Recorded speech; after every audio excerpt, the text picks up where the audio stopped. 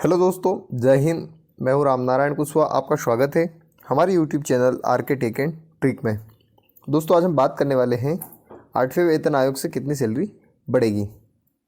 साथ ही दोस्तों, क्या सच में 2 गुना सैलरी होगी? और जो सबसे मेन इंपॉर्टेंट है जिस पे हम डिस्कस करने वाले हैं वो है पिछली बार का पूरा कैलकुलेशन। तो पिछली बार जो बढ़ी थी सैलरी, जो 2 से 2.5 गुना हुई थी, जैसे कि जो फिटमेंट फैक्टर था 2.57, तो उसमें आपने देखा था कि 2.57 सैलरी हुई थी। तो वो किस कंडीशन में हुई थी और क्या वाकई में जो 8वां वेतन आयोग है या 8वें वेतन आयोग के आने से सैलरी 2 गुनी हो जाएगी या नहीं होगी, इसको हम पूरा समझने वाले हैं। तो दोस्तों, आप बने रहिए वीडियो के अंत तक, और इसमें आपको किसी प्रकार का कोई भी डाउट हो तो आप हमें कमेंट करके पूछ सकते हैं, या फिर पर्सनली भी किसी प्रकार की कोई इन्फॉर्मेशन लगे तो आप हमें इंस्टाग्राम पे मैसेज कर सकते हैं। इंस्टाग्राम की लिंक आपको इस वीडियो के डिस्क्रिप्शन में मिल जाएगी। तो दोस्तों, करते हैं आज का वीडियो स्टार्ट।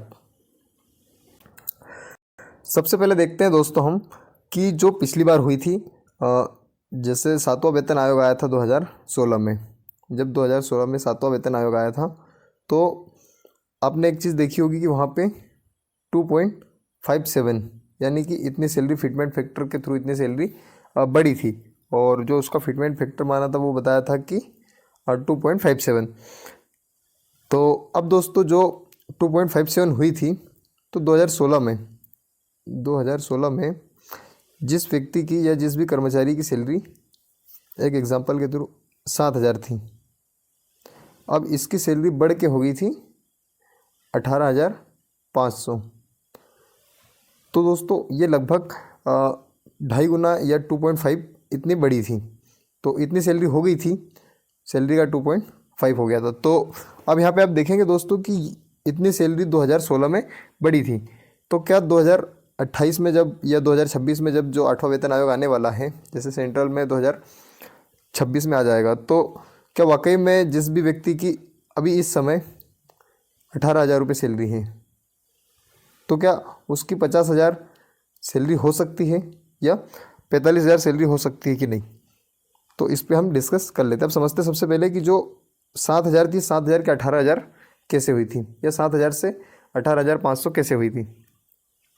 अब यहाँ पे दोस्तों क्या हुआ था कि 2016 में जो डीए चल रहा था, जो कि महंगाई भत्ता होता है, वो चल रहा था 125%।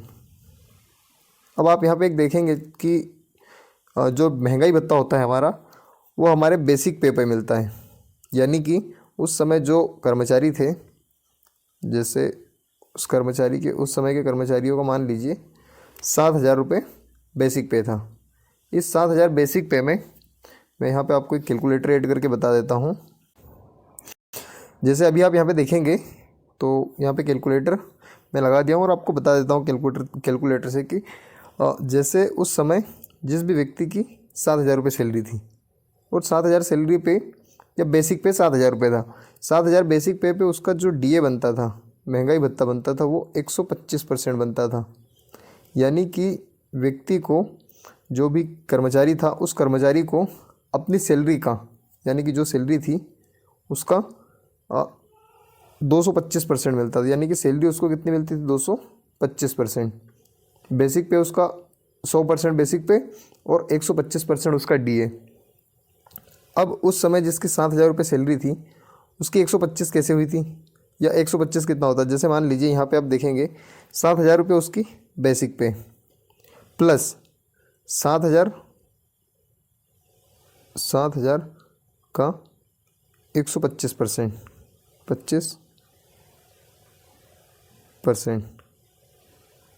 तो ये हो गया दोस्तों 7,000 सैलरी और 7,000 सैलरी का 125%, यानी कि 15,700 रुपये उसकी सैलरी आती थी उस समय। यानी कि 2016 में जिस भी कर्मचारी की सैलरी या जिसका बेसिक पे 7,000 रुपये था, उस बेसिक पे 7,000 वाले को 15,700 रुपये, 750 रुपये, जो कि अभी आपके सामने मैंने ये कैलकुलेट करके बताया है, 15,750 रुपये उसको सैलरी मिलती थी। अब जब 2016 में 7वां वेतन आयोग आया, तो 7वें वेतन आयोग के आने से जो सैलरी थी, उस सैलरी को 2.57 गुना कर दिया, यानी कि 2.57 गुना कर दिया। अब आप देखेंगे ये गुना किसका करते हैं, बेसिक पे का। यानी कि इन्होंने क्या किया, कैलकुलेटर में बता देता हूँ मैं आपको। जैसे 7,000 रुपये सैलरी थी, तो 7,000 सैलरी का 2.57 गुना कर दिया। तो दोस्तों अभी आप यहाँ पे देखेंगे कि जब 7,000 सैलरी का 2.57 गुना किया गया, तो ये सैलरी हो गई थी इनकी 17,990 रुपये। और दोस्तों जो इनको पहले मिलती थी, यानी कि छठवें वेतनमान के हिसाब से 125% डीए इनका जो मिलता था, उसमें ये सैलरी बनती थी इनकी 15,750 रुपये। जैसे अभी हमने कैलकुलेट किया था, तो बेसिक प्लस इनका डीए, ये हो गया 15,750 रुपये।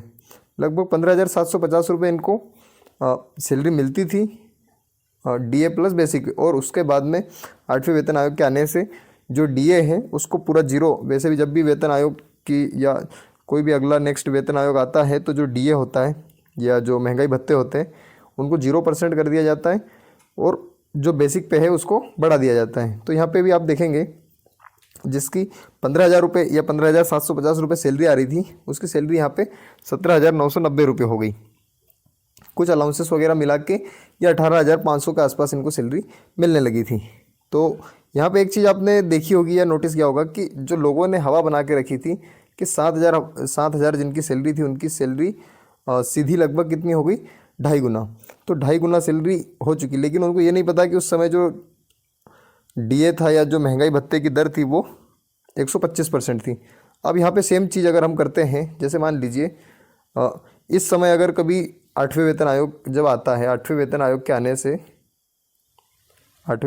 आने से मान लीजिए एक एग्जाम्पल के थ्रू, वैसे तो डिसाइड जो आयोग करेगा वही होगा, या वो लोग जो महंगाई भत्ते वगैरह देखेंगे या जो महंगाई चल रही है उसके हिसाब से सारी चीज़ों को वो करेंगे। लेकिन फिर भी जैसे मान लीजिए कि एक एग्जाम्पल के थ्रू जैसे बता रहे हैं 186% सैलरी हो जाएगी। अब 186% सैलरी हो जाएगी, तो हम इसको देख लेते हैं कि 186% जब सैलरी होगी आपकी तो लगभग आपकी 2 गुना सैलरी हो जाएगी। लेकिन ये जो 2 गुना सैलरी है, इस 2 गुना सैलरी में आप ये देखिए कि आपके पैसे कितने बढ़ रहे हैं टोटल। तो यहाँ पे आप देखेंगे जैसे कि इस समय आपकी सैलरी है 30,000 रुपये। अब 30,000 रुपये सैलरी है, इस 30,000 रुपये सैलरी पे ये 30,000 बेसिक पे है। अब इस 30,000 बेसिक पे पर जो डीए है या जो महंगाई भत्ता है वो उसकी दर है 50%, यानी कि 50% जो रेट है वो मिलता है डीए। तो जो भी कर्मचारी है, जैसे उसकी 30,000 रुपये बेसिक पे और 50% उसका महंगाई भत्ता हो गया, तो 30 और 30,000 का 50% यानी कि 15,000, तो टोटल उसकी जो सैलरी है वो हो जाएगी 45,000 रुपये। यहाँ पे आप देखेंगे 45,000 रुपये उसकी बेसिक पे हो जाएगी। अब यदि 45,000 रुपये उसकी बेसिक पे होती है, अभी इस समय जब 7वां वेतन आयोग या 7वें वेतन आयोग के थ्रू जो चल रही है दरें उसके अकॉर्डिंग, अब अगर 8वां वेतन आयोग आता है और यहाँ पे उसकी सैलरी 186% हो जाती है, तो अभी आप कैलकुलेट कर देता हूँ, मैं आपको बता देता हूँ। जैसे मान लीजिए 30,000 है, तो 30,000 का आप कर दीजिए 186%, तो यहाँ पे आपकी जो सैलरी हो जाएगी वो हो जाएगी 55,800 रुपये। 55,800 रुपये। अब ये जो सैलरी है 55,800 रुपये, ये 8वें वेतन आयोग के हिसाब से हो जाएगी जब 186% सैलरी होगी।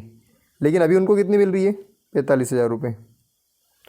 तो लगभग सैलरी कितनी बढ़ रही है, यानी कि जिस भी कैंडिडेट जो भी कर्मचारी है, अगर उन कर्मचारियों की बेसिक पे 30,000 रुपये है, तो उस व्यक्ति का जो पैसा बढ़ने वाला है वो लगभग 10,000 रुपये या 10,000 11,000 रुपये के आसपास इसका पैसा बढ़ने वाला है।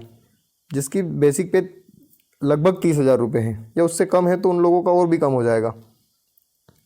तो बड़ी मुश्किल से आपके जो पैसे हैं वो आपके 5 या 10,000 का फ़र्क पड़ेगा, उससे ज़्यादा आपकी सैलरी नहीं बढ़ने वाली है। क्योंकि जब आपका 30,000 रुपये सैलरी है तो 30,000 का जब 186% करेंगे तो ये 186%। अभी इस समय आप कितनी सैलरी ले रहे हैं? 30,000। तो 30,000 का 100% तो ये हो गया, देखेंगे आप 100% प्लस इसमें महंगाई भत्ता 50%, यानी कि टोटल आप 150% सैलरी अभी इस समय ले रहे हैं। इस समय आपकी जो सैलरी है वो 150% आप सैलरी ले रहे हैं। और अगर आपकी बढ़ती है तो कितना हो जाएगी? 186। मतलब आपकी जो सैलरी बढ़ने वाली है वो लगभग आपकी 30 से 35% सैलरी बढ़ने वाली है। तो ये है सिर्फ इतना इसका कैलकुलेशन है दोस्तों। और अब यहाँ पे जो डबल वाली बात थी कि डबल सैलरी होगी या नहीं, तो चांस तो बहुत कम है दोस्तों कि आपकी सैलरी डबल होगी। हाँ, अगर ऐसा देखा जाए कि आपका बेसिक पे है तो बेसिक पे से लगभग डबल हो जाएगी, लेकिन जो जितनी सैलरी आपको मिल रही है उस सैलरी का डबल नहीं हो पाएगी, क्योंकि वहाँ पे आपका जो डीए है वो 0 हो जाएगा। तो इस तरीके से दोस्तों आपका पूरा ये कैलकुलेशन होता है, या पूरा कैलकुलेट अभी आपको हमने करके बता दिया। तो आपको कैसी लगी जानकारी दोस्तों, आप हमें कमेंट करके ज़रूर बताना। और साथ ही ऐसे नई वीडियो या इंटरेस्टिंग जानकारी के लिए हमारे चैनल को सब्सक्राइब जरूर करें। मिलते हैं दोस्तों नए वीडियो में नई जानकारी के साथ। जय हिंद, जय भारत।